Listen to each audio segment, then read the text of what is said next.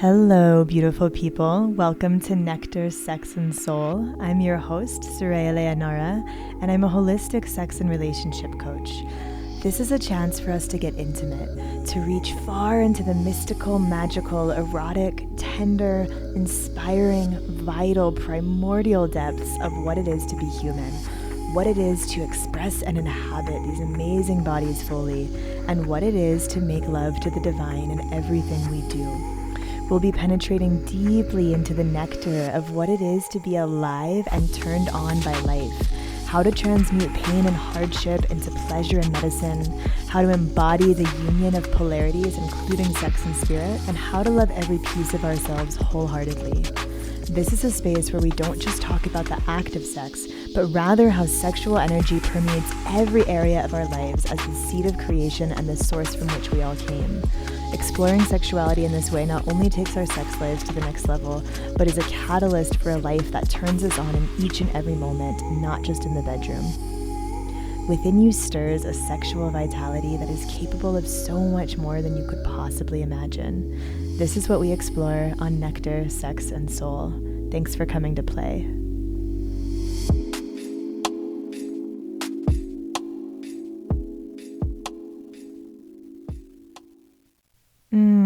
Hello, everyone. Thank you so much for being here. It is so lovely to have you all here on Nectar, Sex, and Soul. I am Sureya. I'm a holistic sex and relationship coach, and today I'm going to share a little bit about me. One of the most common questions that I receive is how I got into this work, and so I'd love to share a little bit about my story with you and how the path of Dharma led me here. So like I said, I am a holistic sex and relationship coach, and I work with people of all genders, sexual orientations, individuals, and couples. I specialized in working with men for a long time, and many of my teachings are rooted deeply in Tantra and Taoism, and we'll discuss more of what that is and what holistic sex and relationship coaching is in the next couple episodes here. But I will sum it up now by saying that essentially I have a gift for holding the mirror at an angle for people to witness their own brilliance and to really fall in love with themselves and to cultivate a relationship with self that ripples out in beautiful, fulfilling, nourishing ways to all of their other relationships. And so I work in the realms of sexuality and relationship, but this work expands really, truly into every single part of life. And you'll start to see in our time together how all of it is so deeply interconnected. So I did not come into this work because sex was already this perfect cakewalk for me. I came into this work through a dark night of the soul and through a deep initiation through my own healing journey.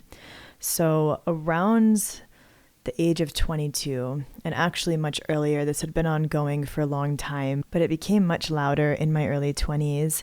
I grew very ill with a whole mess of chronic illness, Lyme's disease, and co-infections, and some other various things that were creating a lot of strain on my body. And with that, I was experiencing pain during sex, and I lost my libido.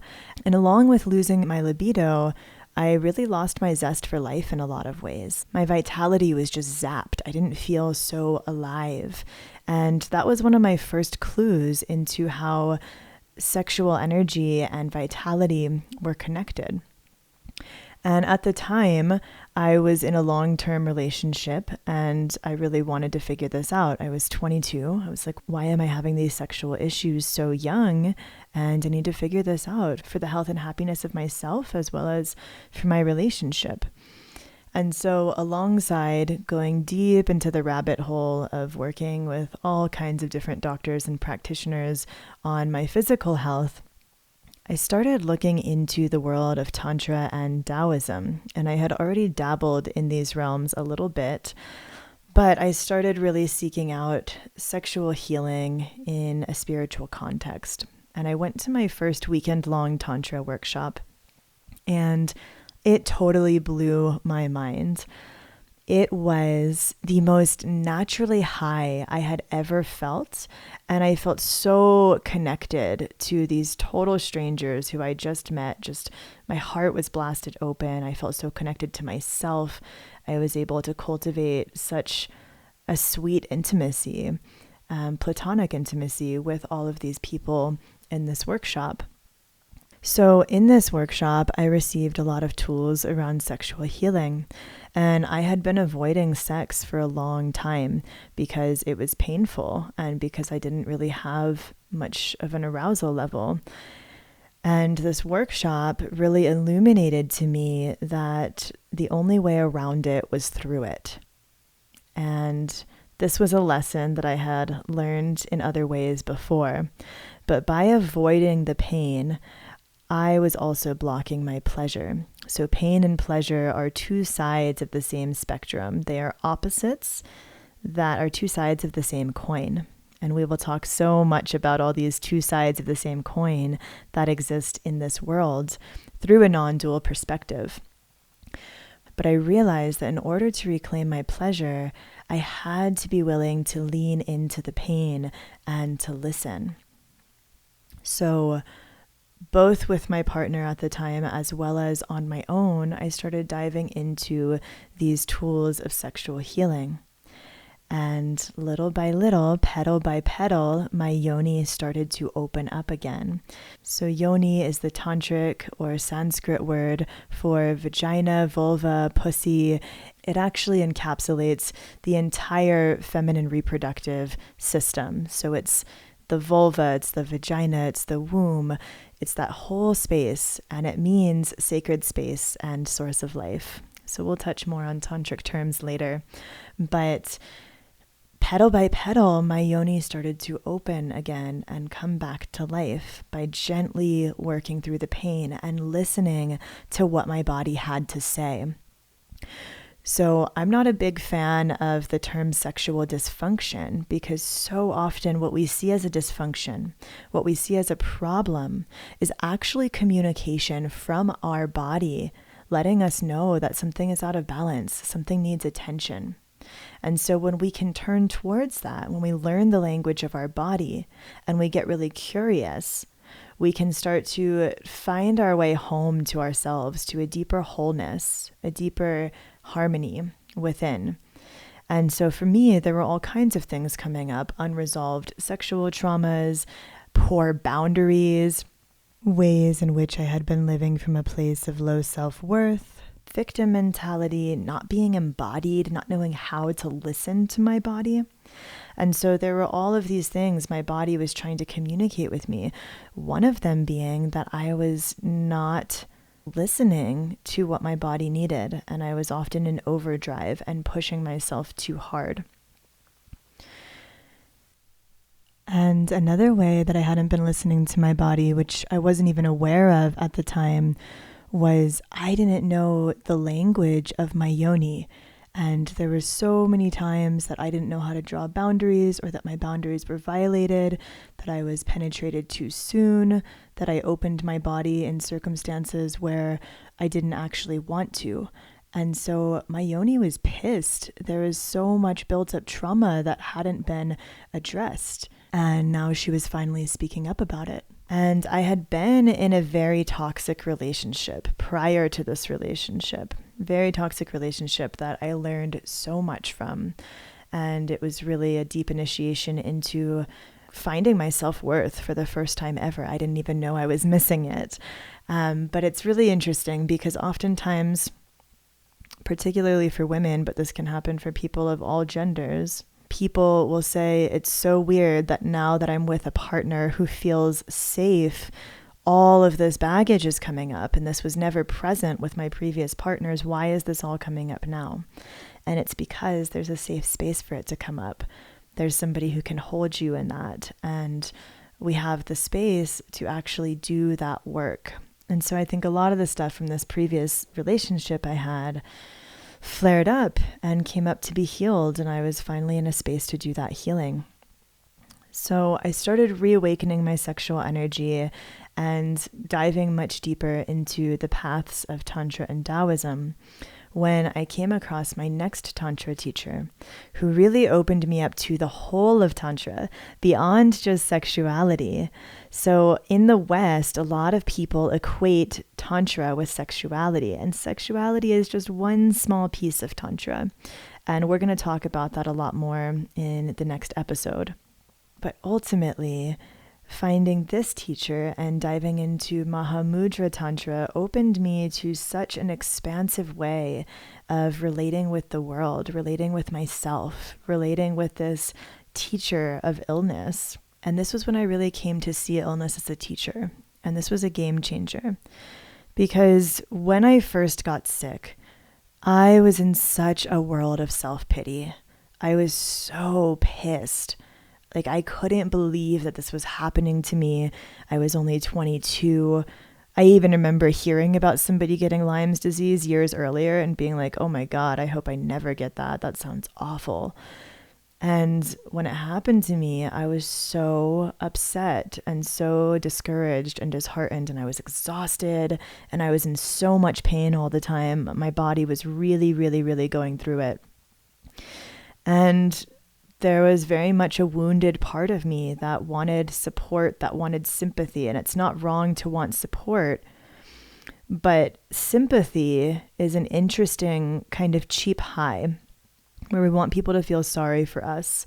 Compassion is a deeper empathy. It's feeling with someone, feeling for their pain, but not necessarily leaving your state to be with them there, not pitying them, but just being with them in their experience. And self-pity and sympathy, they're connected to this state of victimization, of really feeling why me, and feeling out of control of the situation and feeling like somehow things are happening to us or against us. So I had really deeply been in that space, and it was really heavy. It was a really dark period of my life. And coming into the teachings of Tantra, which sees everything as sacred, because Tantra sees everything as one, all coming from and returning to the same source. If everything was sacred, then I realized that this was happening for me. This was a part of the journey, a very important piece of the process, and this was here to teach me something. And so I was able to shift into more of a state of pronoia, which is the idea that the universe is conspiring in our favor. It's the opposite of paranoia. By feeling that this was happening for me, that this was an initiation into a greater part of my path, I was able to reclaim my role as a co-creator of this universe and to see that actually this was leading me to the deepest passion and sense of purpose I had ever known. So I became obsessed with this work, and I started diving into working in with different teachers and lineages and practices, and I started rebuilding my vitality, continuing to heal my own sexuality, and rewiring my relationships to be healthier, more fulfilling, empowered relationships. So the work that I do is very much a peeling back of the false layers of self. So all those layers of conditioning, programming, trauma that get piled on top of us throughout the course of life, we're peeling those back and coming home to the true essence, that core self that exists underneath all of that. And so it's not a path of trying to fix ourselves. I don't see anyone as broken. Sometimes we just lose connection with our true selves. And so it's not a path of jumping through spiritual Olympics hoops A, B, and C to achieve X, Y, and Z and become this version of ourselves that exists somewhere out there on a future pedestal. No, this is just a coming home to the person, the essence that has been within all along. So through this journey, I had to really look at the unconscious wounds that created space for illnesses to manifest in my life and led me to where I was. So this is not to say that anybody that has an illness did something to deserve it. That's not at all what I'm saying here. But I was able to see that there were ways that I created space for these different patterns to hook into my field, which then manifested physically. So, for example, in that toxic relationship that I had in my late teens, I didn't have a sense of self-worth. I didn't have a sense of boundaries. My boundaries were constantly being violated. I was so vulnerable to parasitic energy. And this relationship was very parasitic. And then I ended up manifesting parasites. I got intestinal parasites. I had Lyme's and these co-infections, these things living in my body that I really feel I had created space for, because there wasn't any energetic boundaries in my life. And that manifested physically for things to make their way into my field. I also was not super embodied. I didn't know how to listen to my body, and I didn't know how to communicate the needs of my body. So I felt violated many times by not being empowered in my boundaries. I felt like I gave energy in ways that I didn't want to, that I didn't feel like I was consenting to, but I also didn't know how to say no. And this was a really common theme in my life. And so I was not in a strong space to keep these energies out, and they eventually manifested as physical illness. So I had to start looking at what were the parts of me that called this in, and what were the parts of me that were keeping this around. Because through that victim mentality, through that desire for sympathy, I was keeping myself in this place of illness because I was attached to what it was doing for me, what it was getting for me. And I realized that I was grasping for these cheap highs of sympathy, and that really I wanted connection. I wanted compassion. I wanted to feel cared for. I didn't need anyone to feel sorry for me. And I came to the realization that I could either heal or I could stay in victimhood, and I couldn't have both. They were conflicting with each other. My attachment to my victim story was preventing me from healing. It was standing in the way of that. We all have attachments to stories that keep us playing small, that can feel comforting or safe in some way. And so I came to realize I was very intimately acquainted with my own shadow. I knew very deeply the sides of me that were really challenging, that I really didn't like, that I didn't know how to love. And I was learning how to love those through this work. But I was really afraid of my own light and my own power and my ability to step forth into the world and offer my gifts. That was terrifying to me. And being sick was also a great way to stay playing small and tucked away and not have to push those edges. It was a great way to procrastinate. And again, not saying this is the story for everyone who is dealing with some sort of illness. This was just my story. These were the things I started to notice about myself that I had to get really honest with. And ultimately, we need to be intimately acquainted with both our shadow and our light. They, again, are two sides of the same coin, equally as beautiful and necessary. So this was my initiation into the path of alchemy, of transmutation. So spinning straw into gold, really taking what life hands us and being able to transmute it into medicine. So no matter how painful or challenging it is, really seeing that our greatest challenges are pathways to our greatest gifts.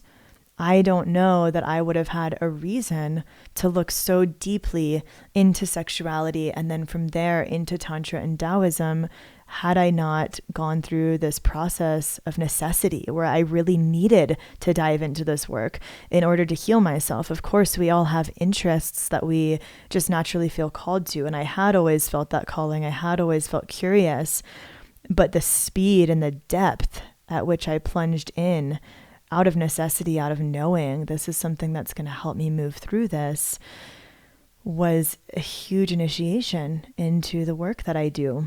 So I became very, very grateful for illness as a teacher, and not grateful in a way that I needed to hang on to the illness, but grateful in that I could see what gift was being offered. So if everything is sacred through the lens of Tantra, everything we are presented in life is carrying message, medicine, purpose. We can receive something from it if we allow ourselves to open. if we have the courage to lean in and get curious. So it's really about finding our yes in every moment. That doesn't mean overriding a boundary. It means, where is the yes in this moment? Maybe I hate being sick and I feel awful. And can I breathe into it and get curious about how I can transmute this, about what this is here to teach me, how it's shaping me, what kind of magic I can create with it, even if I'm exhausted, what little bit can I work with? Even if it's just the internal alchemy within the heart, even if I'm not doing anything with it externally, how can I learn from this? How can I welcome it as a teacher? So this work, these tools, they did not make my illness disappear. And I've still had to work with all kinds of practitioners. I've invested an enormous amount of money tending to my health. But the way that I navigate illness, the way that it affects my life is so different than when I started. Yes, there are days that I hate it and I wish it wasn't here, but I have incredible tools to work with it. And I know why it's here. I know what it's led me to. And the lessons are ever unfolding. They're always continuing. So this is such an infinite journey for me. Even with my own sexual healing, there are always layers upon layers opening, deepening within that. And sometimes I feel like I backtrack and something new arises to be worked through. And it allows me to deepen into the work even more fully.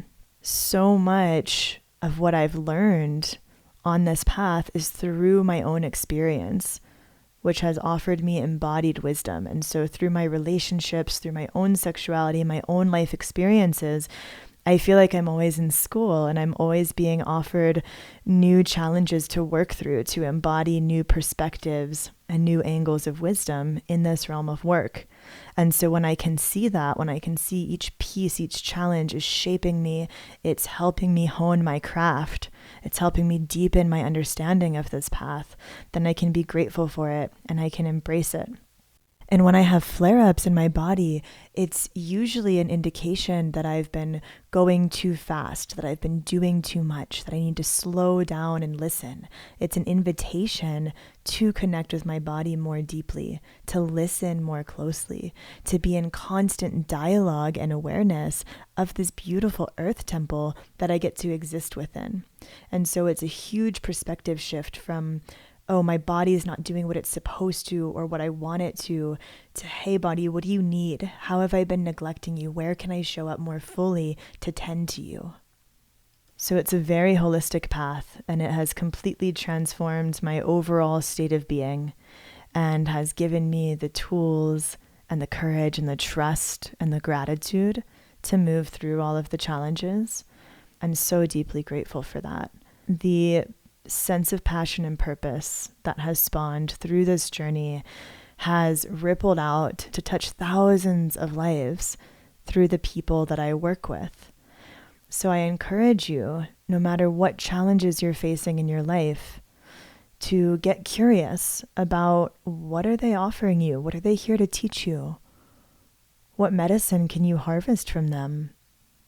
Can you alchemize lead into gold? Can you recognize this is an opportunity for you to level up? Can you step out of victim mentality and reclaim your role as co-creator of this reality? Can you find your turn on about life? Find the one little thing that turns you on, that can give you energy in this moment. The one thing you feel grateful for. It could even just simply be the breath. And I say simply, but the breath is the life force that anchors us into this human experience. We do not exist in human form without the breath. And so many of us have become so disconnected from the gratitude that we can feel and the sensual nourishment we can feel from this holy gift of the breath weaving through our lungs, pulsing through our being. That's vitality. That's connected to our sexual energy. So I encourage you right now to just think about a challenge that you're facing. Feel it in your body. Feel into what's present, what sensations arise.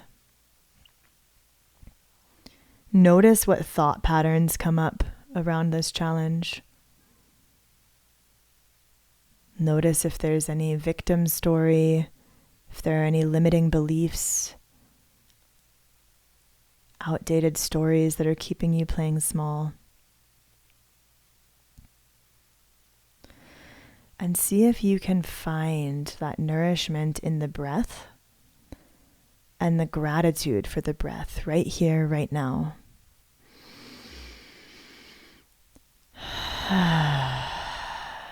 Breathing all the way down into the belly.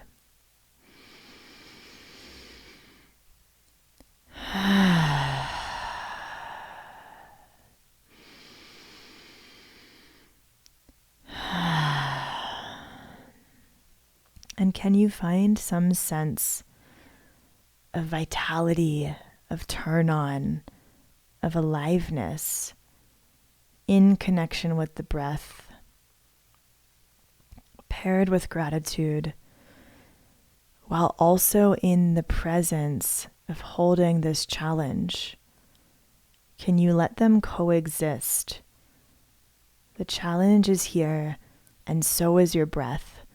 So is your gratitude and your vitality. Can you just breathe deeply into that, letting it be sensual, nourishing, nurturing.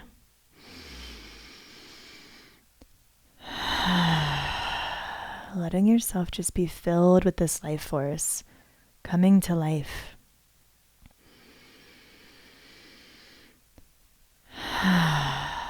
And from here, can you think outside the box? Can you get creative? Can you open to new inspiration around how you can receive the gifts and medicine of this challenge? How you can alchemize them? How you can work with them in a way that brings you home more fully to yourself.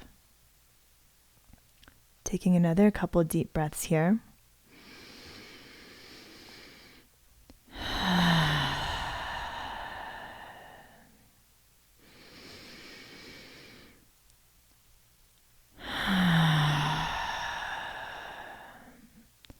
Last one, giving it all you've got, taking it fully in and letting it go entirely. Noticing what you feel in your body. And now taking this gift of gratitude and aliveness with you into whatever you do today. Channeling this vitality into creating the life that you want to be living, into receiving fully from every single circumstance in life. Choosing to walk through each doorway, knowing that every doorway is a doorway to the divine. We are often turning away, saying, not this situation, not now, not here. This is unpalatable. This isn't how it was supposed to go. This isn't what I expected. But what if it was exactly as it was meant to be? What if you were being offered the exact medicine you need in this moment? Can you just receive it?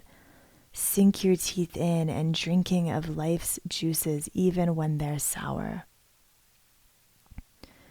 Stepping through the doorway and getting curious about what it has to offer.